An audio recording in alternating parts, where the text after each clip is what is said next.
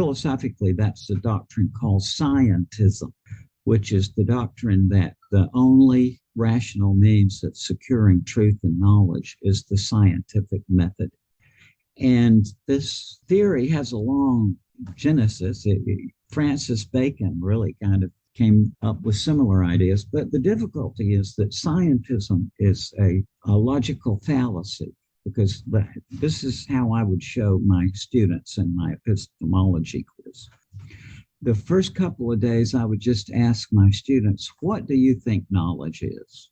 And just from experience, I can tell you, any philosophy professor could tell you that what kids in at least modern United States come up with is, oh, truth is, knowledge is science. Yeah. Knowledge is science. So we talk about it for a while, and eventually I ask them what they mean and so on. And eventually what they come up with saying they mean is that scientific method is the only rational means of securing knowledge and establishing truth.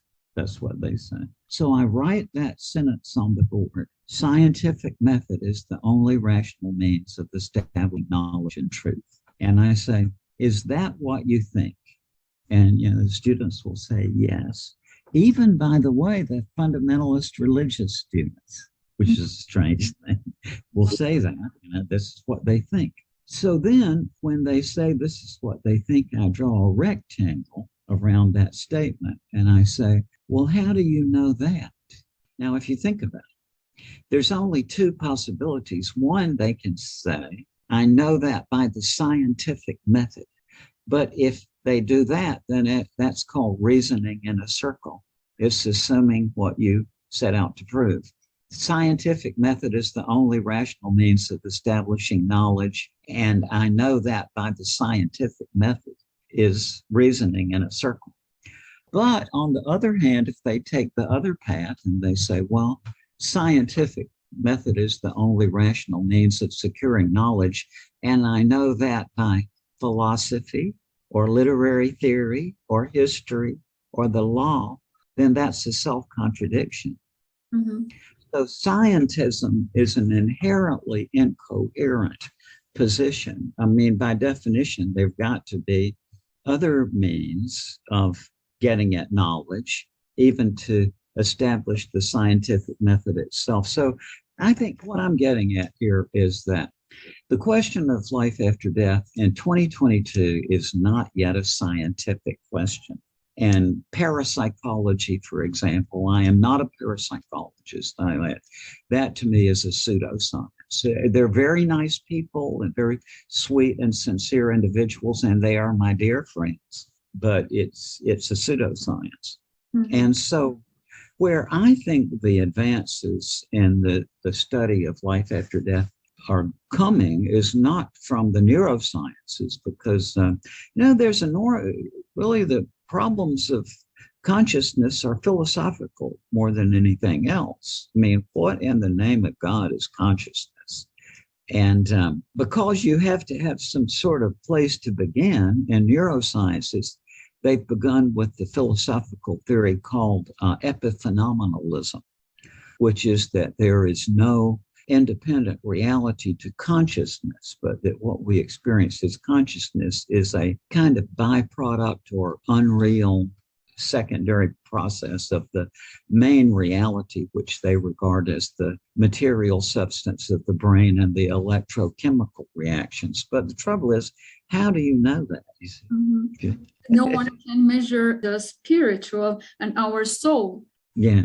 We can check our body, the brain, but the rest they don't know. And even very famous scientists, they cannot explain many things, even if they were studying the brain, human brain, for years. I agree with that. And I just, to me, when I was a kid, I figured out, as many people do when you're a kid, that you can be sure you're conscious, but to make the next inferential step that there is an independent external world, mm-hmm. that is only an inference from patterns in your consciousness, isn't it? It's like the reason that some infer that there's an external physical world is that the same pattern of events occurs in their consciousness again and again. So they assume that means the table is here all the time. But I think it's a lot trickier than that, which is fun to me. I just don't know. It's like there's so many people, Elena, which I'm sure you've realized too, just was terrified to say, I don't know. Right. And they get so upset if there's not some way that they can put it together where they say to themselves, I don't know. Whereas me, I'm very comfortable in saying, I don't know. It's to realize that I don't know means that there's a lot of new stuff I can learn. They are afraid more of uncertainty. That's why they want to confess to themselves that they don't know. Because that's right. We're always afraid of something that we don't know what would happen. That's right. Whereas, to me, uncertainty just to me is always about a part of life. I think I'm just so grateful that I got into the knowledge field through astronomy, because that really makes it obvious that you don't know very much. I remember looking through a telescope when I was 7 or 8 years old and deciding that I would never know much of anything. And that's okay, because you can know some things and they're fun to work with, but to get yourself into this mindset that so many people do, where they're afraid to acknowledge that they don't know something, I think that's very tragic. Did you count how many people you faced or interviewed or reported who experienced near-death experience? How many cases? Literally thousands. I mean, I've been since about 1969. I'm sure the week has never gone by. Or now with the pandemic, it's harder because you can't get out to lecture and all. But, this is a common thing. I did count up until about maybe the early 80s, but there's no reason to count really, because this is very established to be a very common thing that happens when people undergo cardiac arrest, that they have these experiences which change their lives. When I went to the East Carolina University in 1969 to be a philosophy professor, and pretty quickly, when we would talk about the Phaedo or different ones of his works, students would come up and say, yeah, I almost died and I had this experience. And then I got invited in the town to talk about this to civic clubs and such. And inevitably found there were always people there who had such an experience. They're not that uncommon, because cardiopulmonary resuscitation now is everywhere. You see these hospitals. Mm-hmm. Yeah, or even in the shopping mall, you see these. They have them in a little place you can break it open to resuscitate people now. So they've always been around, but the reason why there's so many of them now has to do with the technology. So I just met them that way initially, and then when I went to medical school, I had lots of opportunity. The professors invited me to come to interview their patients who had been resuscitated. So that was how it started. Yeah. And unfortunately, who pass away, they don't come back and they cannot tell what happened. That's right. The ones who go on and die, we don't hear from them. That's right. For me, it was very interesting to find out from your book, many psychologists teach people that it's very important to increase our self-esteem. But for example, you are opposed to this, and why? Now I'm also training my self-esteem, just like my colleagues from business and IT field. It was very interesting for me. Why you are opposed? Well, there's a kind of movement in psychology talking about people need to have high self-esteem and so on. And I wouldn't make a judgment for everybody, right? But for me, Elena, my strategy is to try to keep my self-esteem as low as possible, because I think the real problem is ego. When I've traveled over lots of parts of the world, I've made a remark about ego, which I sort of come to not just as a psychiatrist, but as a suffering human being. And that is that ego equals pain. Mm-hmm. If you think about it, isn't that true? That is. It's whenever your ego is involved, it's always something unpleasant or painful. I just think, my life experience tells me that ego is the danger. My ego trip was jealousy. Mm-hmm. And what I found out from my ego trip is that one ego trip is enough. It's like, if you've been through the jealousy trip, there's no need to go through any of the others. They're all the same thing. It's kind of like when you come out of it, you realize you were in a like dreamlike state. It seemed so real. Mm-hmm. So what I've found just from living is that the older you get, the more it becomes obvious that the happiest life is a life of serving other people. Mm-hmm. It's like, I think we go through a phase in this in our lives. It's like when we're young, we hear that statement, the happiest life is serving other people. We hear that like as an ideal, right? Then as we get older, it becomes an aspiration, something we aspire to. At my age, it's just a fact of life. Mm-hmm. Because you just learn from experience that whenever you're trying to think about yourself and put yourself first, it's always miserable. Whereas if you just, when you get really happy is when you start being concerned about others, I think. It sounds like the ideal thing, but it's not idealism. It's just the way things are. As you grow older, you naturally realize it. Mm-hmm. Especially with your loved ones, very close people. Yes, that's right. But I think it's good to have somehow balanced self-esteem, not being arrogant, not putting yourself in front. Oh, yeah, that's right. But to have somehow balanced self-esteem and at the same time to serve others. Well, maybe so. I'm not contradicting you, Elena. And you are obviously a very nice and fine person. And what I'm getting at, though, is that from my trip into ego, I really don't want to have anything to do with it anymore. After pandemic, especially after this crisis that we faced in the whole world, what do you think? What professions or occupations will appear or disappear in the near future? What a wonderful and fascinating question. Most of my life, I've been very good at extrapolation, like sort of not psychic in it by any means, but just sort of looking at what's happening now and putting together where it's headed. But I got to admit with this one, I don't know. I can tell that people are saying, oh, when we get back to normal, we're not going to get back to normal. This has created a huge change in everything. But I am not in a position myself yet to figure out what I think is going to happen. I worry.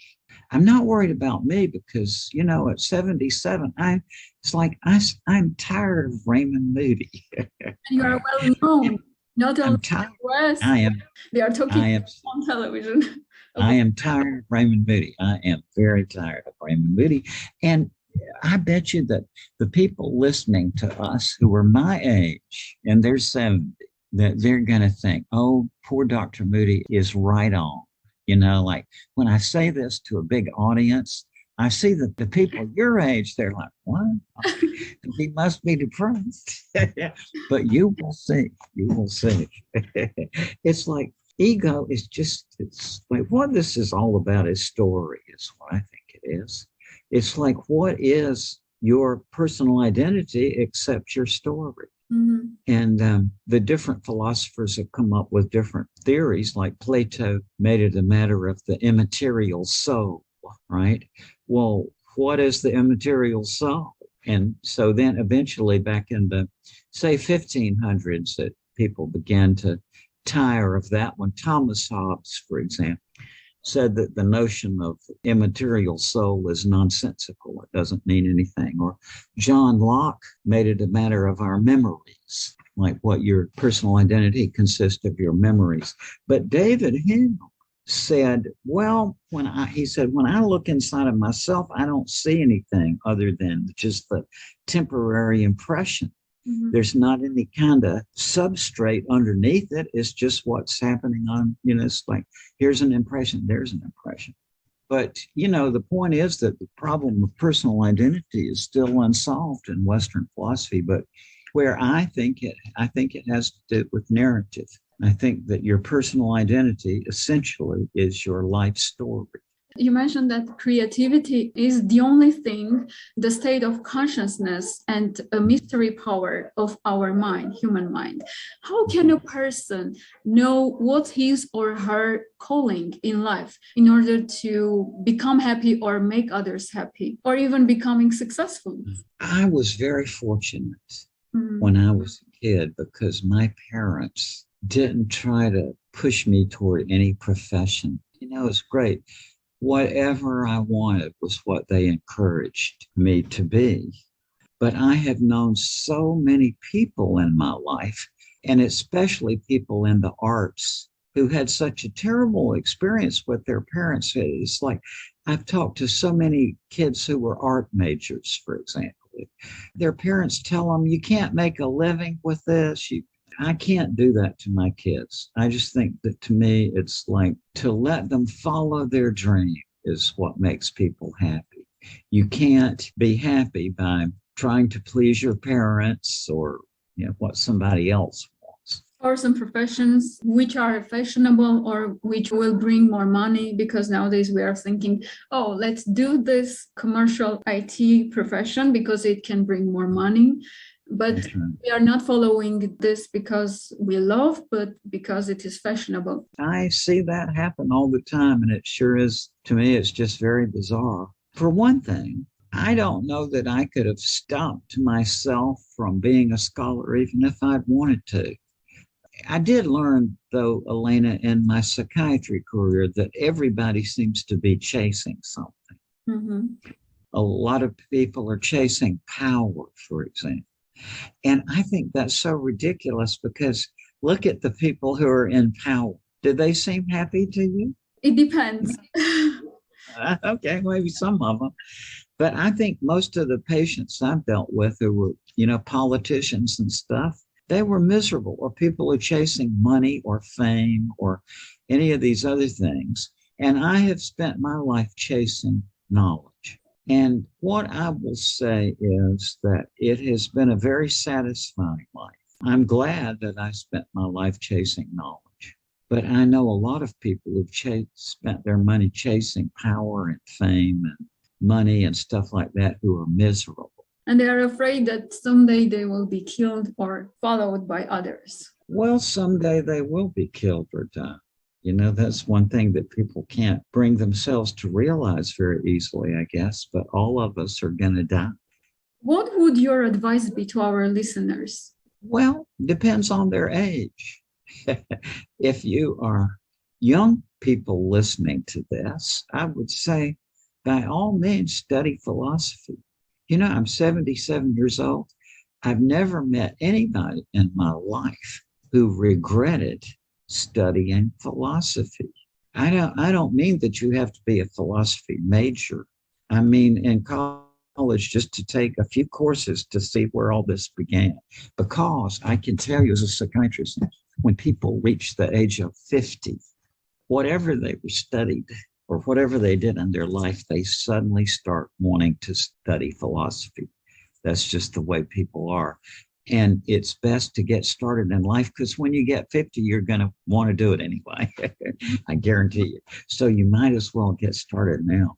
I also like philosophy, but it's not so easy. You have to have good logic to go through all these texts and theories. It's not so easy to understand. Well, even for professional philosophy professors, it's not easy to understand. I think of the great philosophers kind of like I think of artists. Like every one of them has their own little creation that you can get into. And there's always different points of view about it and all. But everybody is going to face these big questions. Like, what is this thing we're in? And is there a purpose to my life? So it's just developmental. Thank you very much, Dr. Moody, for your time. Thank you so much for all those who are listening in and all. I have such a good feeling in my heart for Armenia. Have studied it a little bit, and I love the architecture. Oh. Thank you very much. I will wait for your next books and I will read them.